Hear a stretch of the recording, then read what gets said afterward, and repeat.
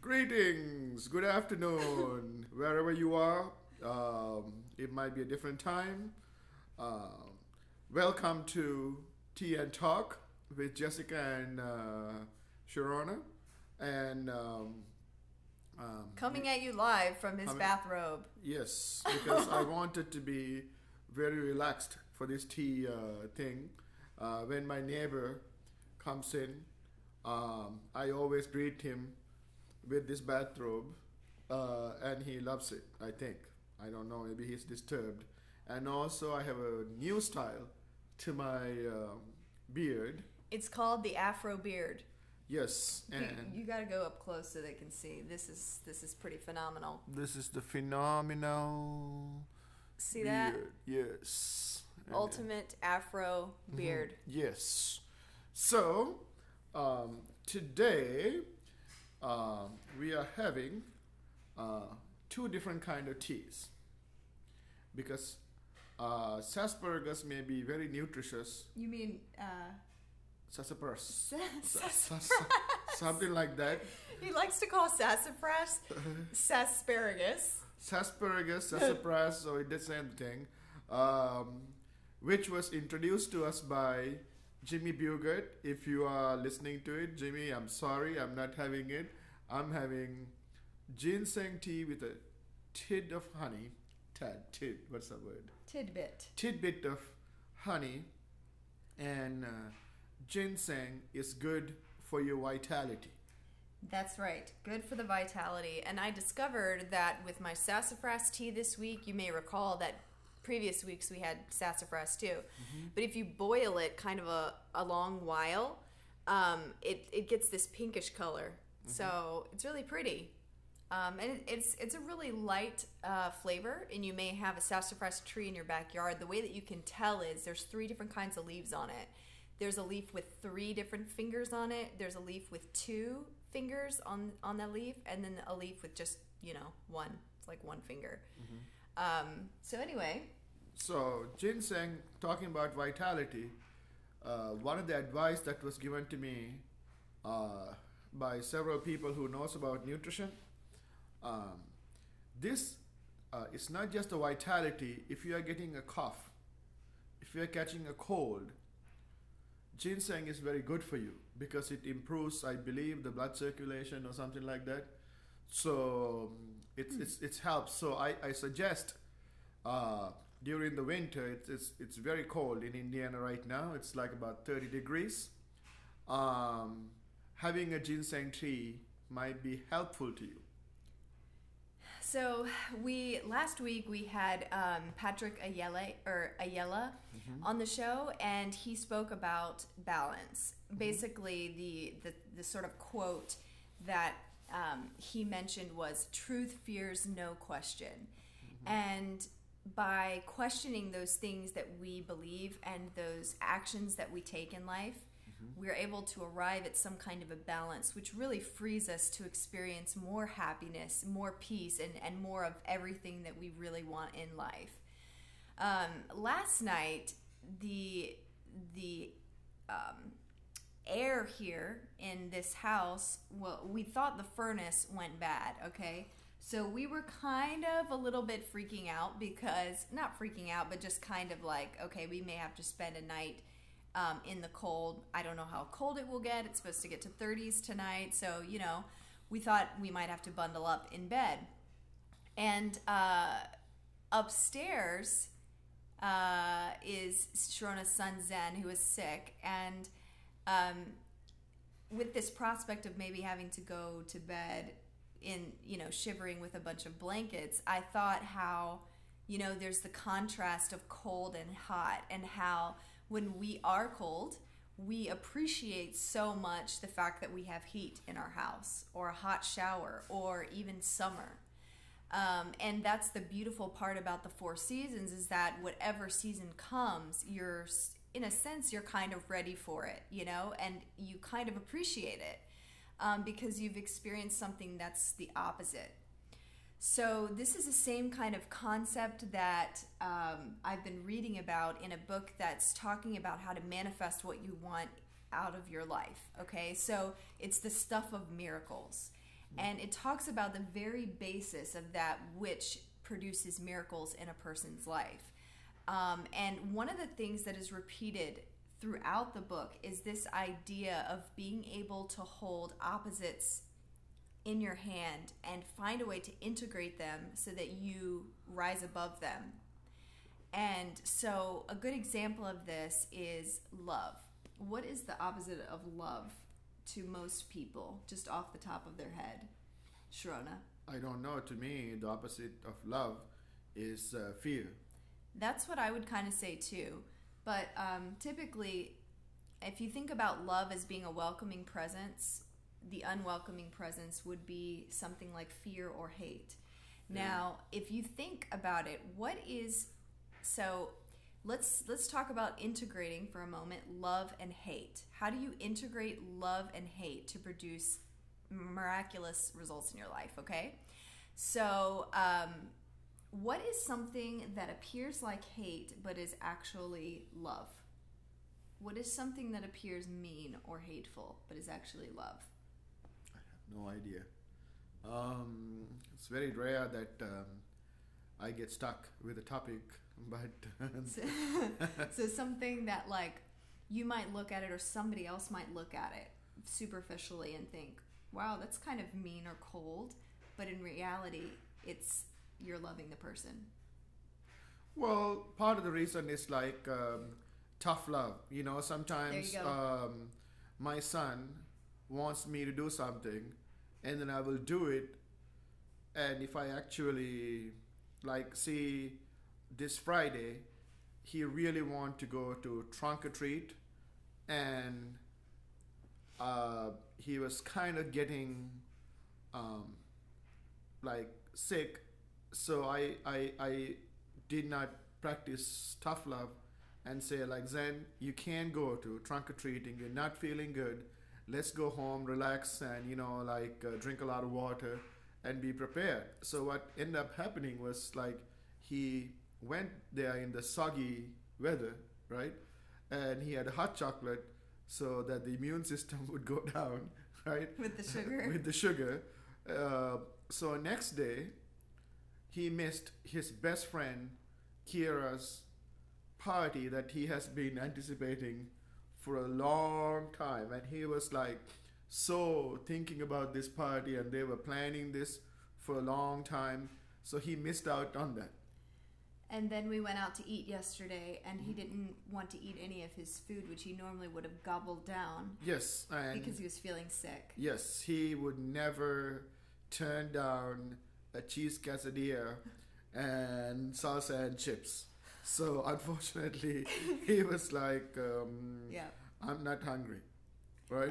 And so you're saying this was a result of not showing tough love during the trick-or-treat night. Mm-hmm. So if I told him like, Zen, no, you can't have it, right?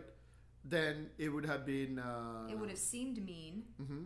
to him maybe a little bit. Yes. But then the next day, mm-hmm. what would happen? Next day he would have felt good, and he would have relaxed, and he would have been ready to go to the big party. Yep. Which he was anticipating for months and months, mm-hmm. right? So that's one example I think I can think of. That's a beautiful example. So that's a way that you instead of taking the opposite of something and pushing it away from you, okay? And let's say you're that kind of mom or that kind of dad that's always like, yeah, honey, you can have whatever you want. Yeah, that's fine. You can go to the trick-or-treat. You can, if that's your normal practice, mm-hmm. then that's something that leads you out of balance in life. But if your normal practice is also like to always say, no, you can't have that. No, you can't go to trick-or-treat. No, you can't, you know what I'm saying? And you're a very harsh parent, then that is out of balance too. Mm-hmm. So you have to find a way to integrate both of those into your life to say like, you know what, love can come in many forms. It can look like many things. It doesn't have to look like, let's go downtown and give everybody a hug. It can look like, let me keep a distance from you so that I can have a proper relationship with you. That's not, if they're an irritating person, you may need to have boundaries where you step back and say, hey,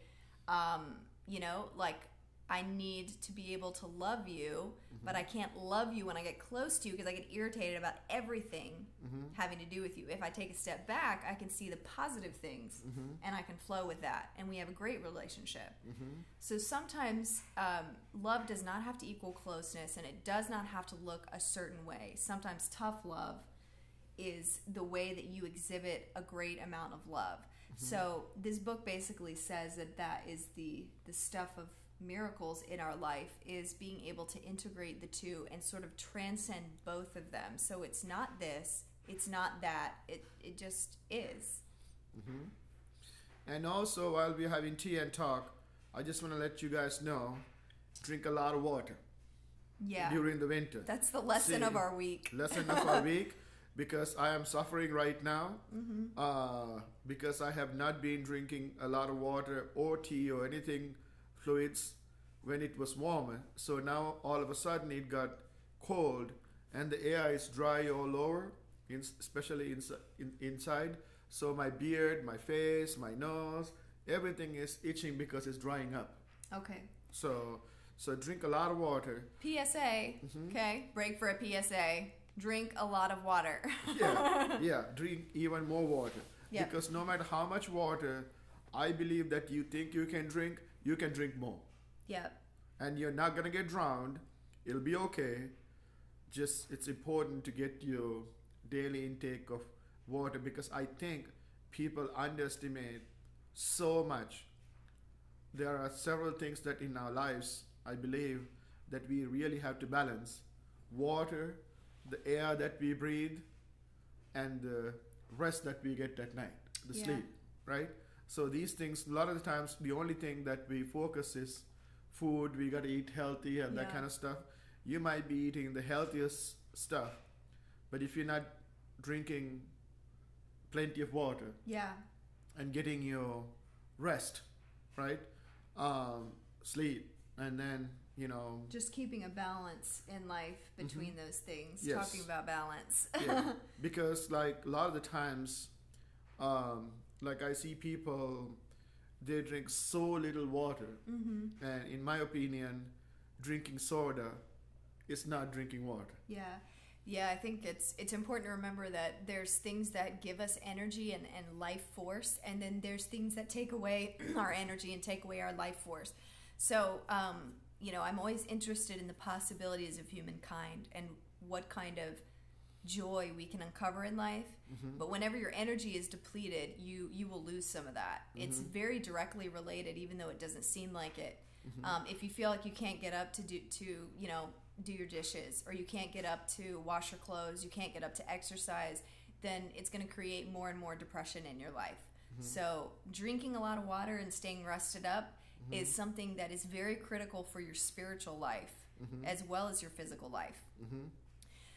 This week, Shirona and I had some people over, and we did basically an experiment.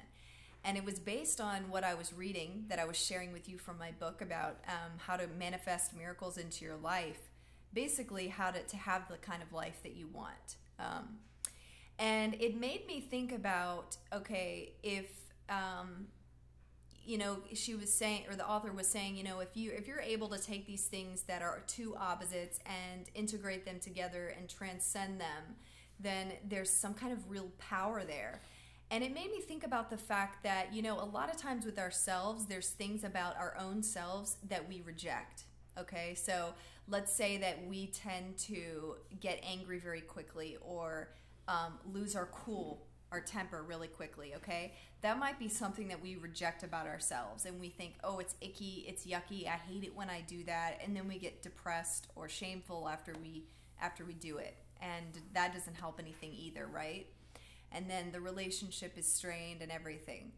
So I thought to myself, what if we are able to see other people with less judgment than we see ourselves with, okay? So if we're able to see an undesirable person as giving good things to us, then we might be able to see how our undesirable sides, or our undesirable dark side of us, is actually giving gifts to us as well. And in that way, we integrate it together as a whole, and which essentially is love, and we really walk forward with power in our lives, you know. So we did this experiment with the group, and basically I asked them, think of an undesirable person in your life, someone who is irritating, perhaps even someone that you think is morally debased, you know, somebody who's involved in maybe prostitution or, you know, something like that, somebody who's morally loose. Maybe it's somebody that, it could be anybody that you judge, basically, okay? Anyone that you think is undesirable beneath you or is just like irritating, anything like that, okay? Anyone you want to push away. And then I said, keep that person in your mind, and I want you to think about someone like that who changed your life in some way. They gave you something that changed your thought pattern, changed your actions, set you on a new course, okay? And then tell me what it is that they did for you. And it was kind of enlightening. Shirona, which ones of the people that spoke up stuck out to you? You know that Serena is a very good person that I like, our neighbor's daughter. And we miss them. They have gone to Wisconsin for 2 days to do some presentation. So I liked what Serena was talking about. She was talking about there's a teacher that she has that has been like really mean to her and being judgmental, but she knows this teacher loves her, right? And she knows she loves this teacher, right? So there's some common ground she's finding. If you want to elaborate, you know, what she was talking about. Yeah, well, she was basically saying that she is kind of an irritating teacher because she's very judgmental about people. And I think the example she gave was that she sort of like judges gay people a lot, you know, or homosexuality or something like that. So anyway, this is what Serena was saying, is she sees her as sometimes a very judgmental person with people, but she also knows that her teacher loves her a lot and cares for her. And so Serena's able to kind of look past that, which is pretty amazing for a high schooler. Yeah, and she's, just so you know, she's only 17 years old. Right. And she's able to see, you know, I can tell this woman cares for me, even if this woman's agenda is, you know, to try to get me to be like a pure Christian, holy person or something like that. I don't think it's more Christian. She's trying to make her judgmental and fit into her very small scope of thinking. But it was interesting because Serena said that she could tell this is what she thinks is good and healthy and right. And so she's trying to share with Serena that pathway too, because she thinks that will make her happy. And Serena knows that. So she's able to say, like, she's able to know that there's love going on there, even though it may not seem like there's love there. And so she said that she has been able to, now she realizes that you can care about somebody but not agree with them. And she's been incorporating that into other aspects of her life, basically, which is a very powerful thing. Yeah, especially for like a 17-year-old person, because it's hard, you know, at that age, you don't think that much. You know, you just react. Yep. So when someone does that, so I think Stephen and Susan has done a good job raising this kid. Right. I don't know if you remember, but the first time I met Serena, I told her, I said, you know, I've been stalking your Facebook a little bit, or your dad's Facebook, to see pictures of you. And I said, the pictures that I saw of you were, they looked, what did I say? They looked, it looked like you were kind of shy, you know, and maybe very intellectual, you know, kind of like a nerdy kid or whatever. She's like, yeah, I was a very shy background kind of person when I was younger, like in elementary school and middle school and stuff. And I said, well, what changed it for you? And the most odd thing that I could ever have imagined her saying is what made a huge difference in her life for her to actually come out of her shell and accept who she is and live who she is. It was a drag queen show that she would watch on TV. And she said that she saw these people who typically are very rejected in society just coming out and just doing whatever they want and owning it. Mm-hmm. And she said that inspired her because, you know, hey, they're quirky. She feels like she's quirky, and they're being, you know, they're having fun and they're letting it loose. So why can't I? Mm-hmm. Yeah. And that's what changed things for her. Yep. So thank you, drag queen show. See, this is another example of good can come from something. Now, I personally would never watch something called a drag queen show. But it wouldn't interest me either. It would not interest me. I'm not judging on those people because that's not my cup of tea, mm-hmm. right? But it helped her tremendously. So I'm thankful for the drag queen show, so that we have Serena mm-hmm. thinking the way that she is when she's 17 years old. Right. Another example was given by Jim Bugert, who said that he had an extremely irritating boss when he was an engineer. One of his bosses was very manipulative, and he would kind of take anything that you did and try and turn it against you. It was very much a challenge for Jim, and he didn't like the guy. But he learned from him. He chose to listen, and he chose to learn from his circumstances instead of rejecting them. And so what he did was he said, okay, this is the boss I don't want to be, and this is the boss I do want to be, which is opposite of him. So basically, when Jim had to step it up in management, he was a totally different boss than this guy. And he said this boss helped him to see exactly what he did not want to be so that he could be a better version of himself. Mm-hmm. Shirona, you even mentioned something too. Mm-hmm. Do you want to quickly explain what it was for you that good turned into something that's bad turned into something that was good for you? Yes, a quick story is when I was going to go to Ball State to pick up my transcripts or something like that, of that nature. I had to rent a car. So I went online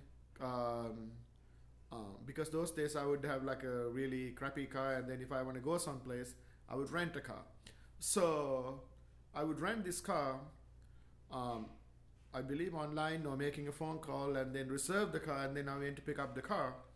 And when I went to pick up the car at the airport, they said there are no cars. And I said, well, I have a reservation, but what about the reservation? She's like, well, I'm sorry, I can't help you, there's no car. So I could have handled this two ways. I could have thrown out a fit, and the lady would have gone to the back and had the supervisor come in and said, there's a crazy brown man in front, and kick me out, right? But previously, thanks so much for this guy named Bob Berg. Bob taught me this technique, how to get anyone to do anything. So what I did was, like, I peacefully looked at her, and it looked like she was extremely tired. So I said, like, ma'am, you look very tired. Did you have any sleep last night? And she said, thank God finally somebody recognized that I had no sleep. And I said, like, why is that? And she said, my kids were sick, and it was a frustrating night. All three of them were sick. And I said, like, I can feel that. I'm sure you are a fine person, but today you seem to be having a lot of stress in your life. And I said, like, I know you cannot do this. There are no cars, but is there anything that you can do, anything special, and call somebody or do something special to get me a car, because I really need to go to Ball State. But if you cannot do it, I understand. So I sympathized with her and gave her an option. And she was then going on this tantrum, how hard her life is, and it's so hard, the kids are sick, and she has to show up early in the morning to this job. And I sympathized with all those things. And guess what? She told me, I don't have any small cars, but I can give you a brand new Cadillac with like 50 something miles on it, and with a GPS and satellite radio. And at that time, this was some time ago, I did not even think I would get a car. That was something special. Something that's special. And with 50 miles and the Cadillac thing, and I was so happy to drive this car. And it was like a boat. It was big, and it had all these buttons and that sort of stuff. So I ended up having that car for the same price. And she was even trying to get me like a gas rebate, right? Yeah. Because I said like this car, it's gonna cost me a lot of gas to go to Muncie and come back. So what ended up happening was she said, just it has a full tank of gas. If I bring it empty, it's okay. Just mention her name. So I got a Cadillac for the price of like a little Chevy Nova or something, and then I got a full tank of gas. So here's what's happened here in this circumstance. You could have gone in there and you could have said, okay, undesirable situation. I'm mad. I'm pushing it away from myself. I'm pushing her away from me. I'm going to be angry at her. And there's this division that you set up, right? You're like pushing away, right? Instead, what you did was you showed understanding for that girl and the fact that she wasn't coming through for you. She wasn't helping you. But instead, you loved and understood her. That brought that there's this integration now between what you're hating and you showing love, and you're putting the two opposites together, okay? And then what happened was this magical thing where she's like, you know what? There is something popped into my head just now as you were showing love to me, right?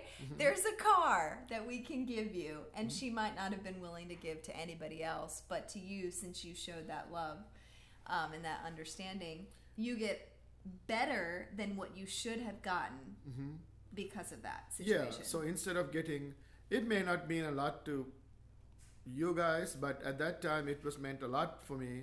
So instead of me getting a car for $22 or something, for the same price, she gave me a $140 something car with a full tank of gas and GPS and satellite radio. I was so geeked out, and I was pressing, like, I wish the trip was longer because I was pressing every satellite radio channel, and it had like all power. I'm like, whoa, reggae, woo, rock and roll, whoa, pastor speaking. You were enjoying this one. I was enjoying this one, whereas like I could have gotten a basic car.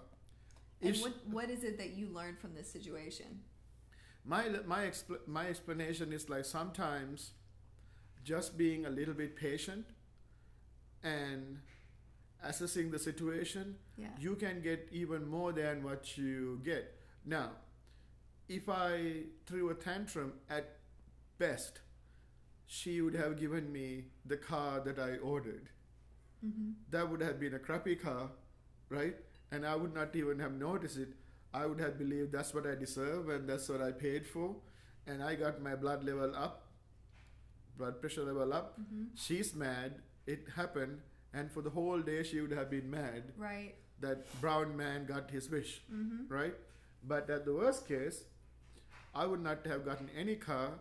They would have called the police for me acting the fool. And you would have gotten a worse situation than you were supposed to receive. And then I would have never made it to Ball Right. State, right? I would have never gotten the transcripts, because in the worst situation, I may have yelled, screamed, and did whatever I needed to do, right, to get the attention. But sometimes the getting the attention, what I learned is not be aggressive. Yeah. But take a step back, right? And what Bob Berg was trying to teach us, how to get anyone to do anything, is you have to put yourself in that person's shoes. Yeah. And take a step back, right? And then ask them to do something special for you. At the same time, give them an out if you can't do it. Because if you push it. Yeah. So it's very low pressure, and they're more willing to come through for you. Because what you say is like, if you can do this, I would really appreciate it. But if you cannot do it, I really appreciate it. Yeah. Well, it's also a good lesson, this story, in that the kind of life that we want, you could have had in that situation. It was your choice that could have chose, perhaps whether you ended up in jail from misconduct and getting angry and yelling, Yeah. or getting a better deal than you were supposed to. A worse deal or a better deal than you were supposed to was completely up to your choice. Yeah, my composure. Right. So that's another reason, that's another sort of proof why, or how we create the kind of life that we want. It's not just happening to us, it's responding to us. There were two other people in the group who mentioned something that our neighbor had mentioned, that he knew some people who actually murdered people in India. And from those situations, from getting to know those people and why they murdered and what actually happened behind the situation, he was able to have much more compassion and understanding for people that he would typically judge or say are bad people. He was able to sort of like see it in more of a complex light, and to sort of understand what's going on with people. And then we had someone else who said that she had a friend who was a good friend, but started really taking a wrong turn in life and became sort of dishonest and would steal and things like that. And so she learned from not having honesty from her friend, she learned the importance of honesty in relationships, that this is really an essential thing, and why is it an essential thing. And she was able to incorporate that into her life to be more of an honest person. And she certainly is. She's one of the people that I feel like she'll tell you exactly sort of where she's at and how she feels about something, and she doesn't hold it back. And I really appreciate that as one of the shining things about her, in fact. So in all these situations, it's like these undesirable people caused very big realizations in our life and changed us for the better. And so I was hoping from that situation and from that experiment that we would go home and we would say, okay, here's some things about me that I just can't stand, and say, but you know what? This may be spurring me on to be a better person. The fact that I get angry all the time means that I might go and find a solution for how to unblock things in life so I don't get angry, how to make things flow in life so I don't get angry, or how to handle my anger. And I might be able to then teach that to other people. I might then be able to completely not eradicate it, but like overcome it so I have more joy in my life.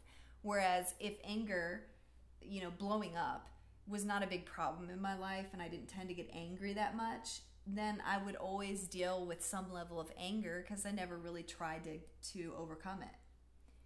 So sometimes if there are big problems in our life, we try to overcome them and we actually see a greater amount of victory in that thing than if it were to just be like a small thing that we deal with. So what are your thoughts on that, Shirona? Yeah, because I think what happens is, like, most of the time when we get into these ruts and trouble is because we don't have the patience. Because like there's two extremes, not doing anything or doing something drastic. The middle ground is always found with having patience. And incidentally, the middle ground, for those of you who don't know, is something that the Buddha had taught when he was alive, supposedly, was this idea of, can you explain that a little bit, Shirona? Because I think there's some misconception. Sometimes in Buddhism, people tend to think, leave everything and just, the material world is not good, it's bad, and I'm just going to completely detach from it. But what is it that the Buddha had taught us about this? Well, Buddha, I think, believed that the middle path is the way to go, right? So, do you want me to give you an example? Sure, yeah. Because... And as a side note, even if you don't believe in Buddhism or you don't believe in the Buddha or whatever, that's completely fine. You're allowed to think and believe what you want. But just take this as a story then and learn a lesson from it, or help. It'll cause you to think about things a little bit differently. To me, these are great masters, regardless of your belief. because if like billions of people are following somebody, right, on a positive way and it changes lives, I think we need to pay some attention to those people. Yeah, I mean, right? Bruce Lee said, absorb what is useful and discard what is not, and add what is uniquely your own. So I think this can be applicable here. Yeah. So here's what the middle path works, because there was this one sage, or like I don't know the title of that, because I know in my language we call it a babuna, because this is an intellectual person who wants to trick Buddha into like getting an answer that could be a tricky answer, right? Okay, so a smart ass. Smart ass. So he came to Buddha and said, is it good to have one wife, no wife, or many wives? Okay. So Buddha asked him, if you have one wife, would you be happy? He said, no, I don't want a wife. Then he said, by not having a wife, are you happy? Do you find peace? He said, no, there's nobody to help me with stuff, and like I am not happy. And then Buddha said, like, if you have multiple wives, if each one solves one problem, would you be happy? But Buddha said, keep in mind, you will have to take care of many wives. Would you be happy? So he said, like, if you find a perfect wife to do each of these tasks, would you be happy? So then he said, no. So Buddha said, having no wife, having one wife, or having multiple wives is not going to solve the problem, because the problem is within you. You need to find peace. It's not a number, it's coming to that place of happiness. So he basically asked the Buddha which one is the better situation. And so the Buddha kept asking, well, which one would make you happy? And he kept saying, well, none of them would. So then Buddha said, none of them are the answer. Yeah. So he said, where you find your happiness is finding peace within yourself. Because there's no person, no place, no placement, no situation is going to make you happy. Yeah. You come into a middle ground. Like, there are certain things that I don't believe like people should do middle ground. Like, there's no middle ground in cheating, lying, and like when you hurt somebody. But if you want to eat something, let's say you want to eat sugar, are you going to kill yourself not eating sugar? Or are you going to have a lot of sugar? Right. Because having a little bit of sugar is not going to kill you. Yeah, and one of the things, I talked about what I was learning from this book about how to manifest in your life, and how it's so important to not live in opposites, but to integrate them both and transcend them.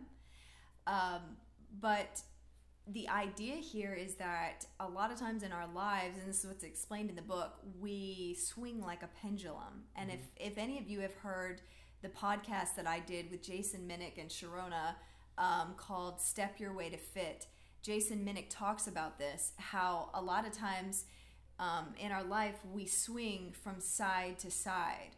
And typically we jump on fad diets, then we come all the way back to the other side. We go without sugar for a month, and then we binge on sugar for a month, and then we're always swinging from side to side.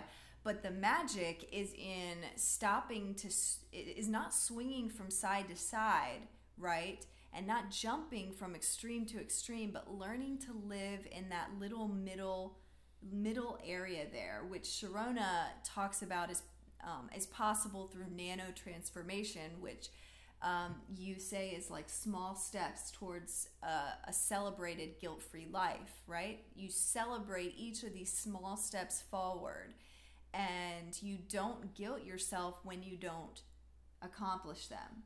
So in that way, you stop the swinging back and forth. Oh, I did great. Oh, I did terrible. Oh, I did great. Oh, I did terrible. I'm staying away from sugar for a month and I'm indulging. And instead, you just small steps. Because like Buddha said, like even that top level that you have, it brings you sorrow because you are going crazy, having no sugar at all. Then you go to a restaurant, you go everywhere, you're suffering. This You're is like the monk in the mountains that's only a vegetarian and has no sex and, all that stuff. So he's like suffering so much. He's like, no, but the thing is like our temptation is there, right?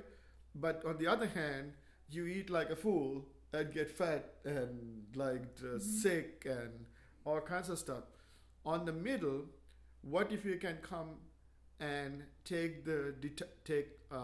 detach from the situation? Yeah. Because it does not define you. This sugar doesn't define you. This pudding doesn't define you. There you go. Right? And whether you have it or not, it really doesn't make a difference because you are at a point of peace. Mm-hmm. Yeah. Do you think sometimes that we need to experience the extreme in order to find the balance? I don't think so, because what I believe is like when people want to do these things, when you say experience, yeah, it's because they are so attached to the process. Okay. Like I don't need to kill myself to find out what death would look like. I don't need to experience that. I have enough data to make that decision, right? I don't need to do something other drastic, to know the drugs are bad for me. I don't need to experience that. What about when you were talking about happiness, going back for a moment, you were talking about happiness and how that the Buddha said you can only find it within yourself. What about people who would say, well, you can only find happiness in Jesus? Well, Jesus gives you happiness because you have to find Christ in you. Okay, so that's kind of important, because when you think about the fact that if you believe that Jesus lives within you, that the Christ or the Messiah lives within you, then it makes more sense how you can find happiness within. Because Jesus said that we are disciples of his word, right? What does that mean? It's like he very clearly said, this is my blood, drink it. This is my body, eat it, right? So he's asking us to be like him, right? The be like him is like finding that eternal peace that he has found. To taste of him. Yeah, the taste of him. So if someone looks at you and say like, well, I don't know about you, you're not even close to Jesus, right? Then we have a problem.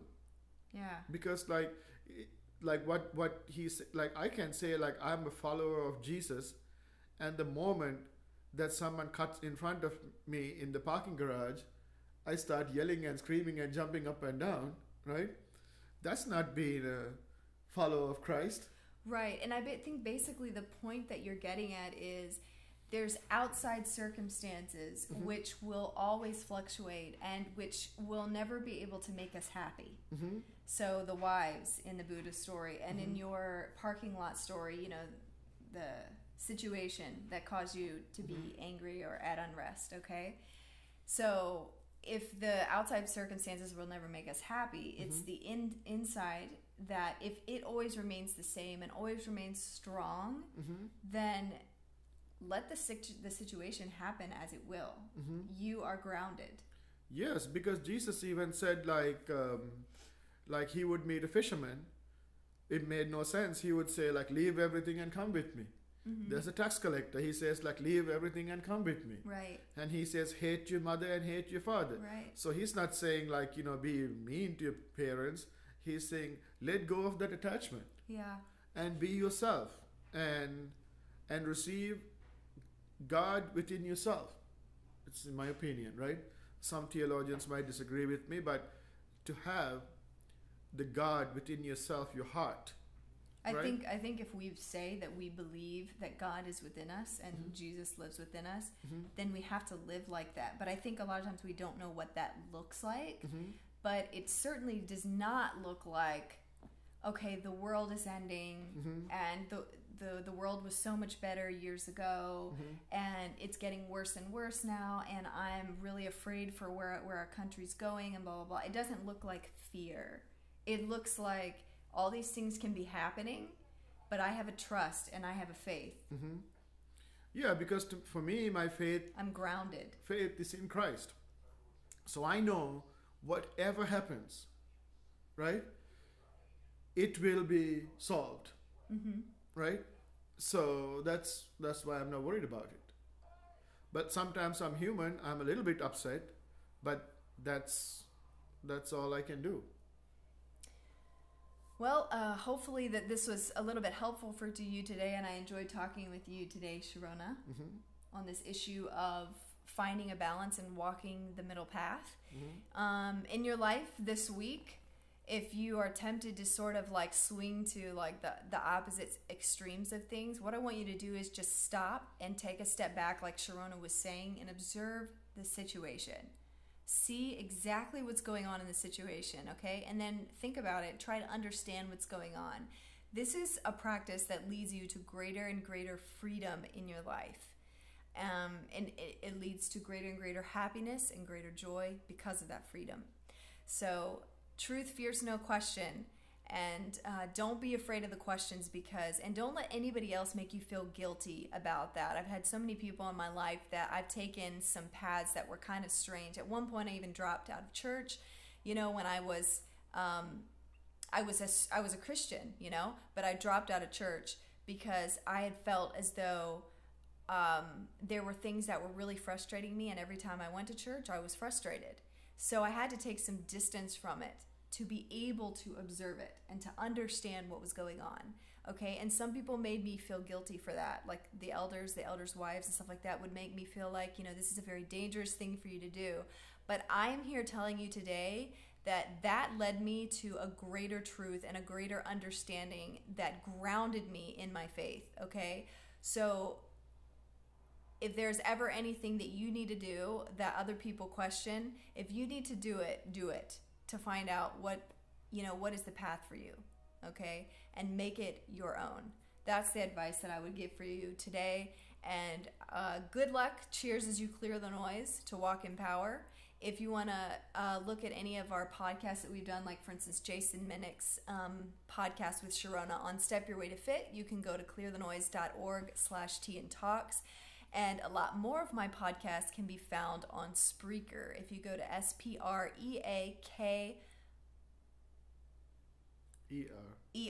spreaker.com, you can find my username of Jessica Crew, and you can look up my podcasts. But everything is on clearthenoise.org website, right? Yeah, except not all the podcasts are on there. Only some of them are. But anyway, yeah, check it out. And if you need anything, feel free to email me at goclearthenoise@gmail.com. Have a great week. Peace be with you.